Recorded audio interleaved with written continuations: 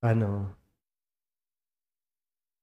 Sabi sa ikalawang pagbasa sa sulat ni Apostol San Pablo sa mga taga-Filipos, sabi niya, huwag kayong gagawa ng anumang bagay dahil lamang hangad ninyong matanyag o makilala.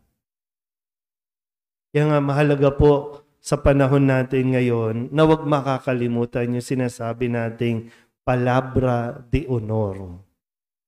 Sabihin niyo nga po, palabra de honor.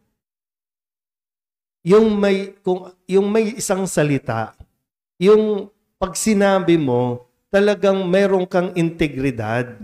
Pag sinabi mo, gagawin mo.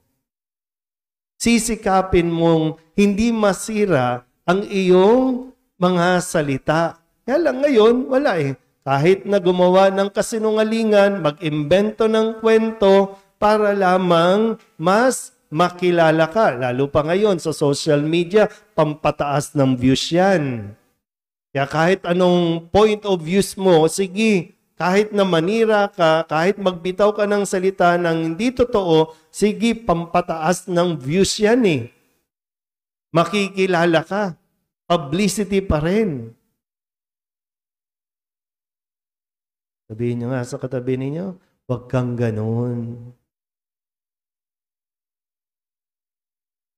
Pero, at the end of the day, ikaw pa rin magdidesisyon kung paano at ano ang lalabas sa bibig mo.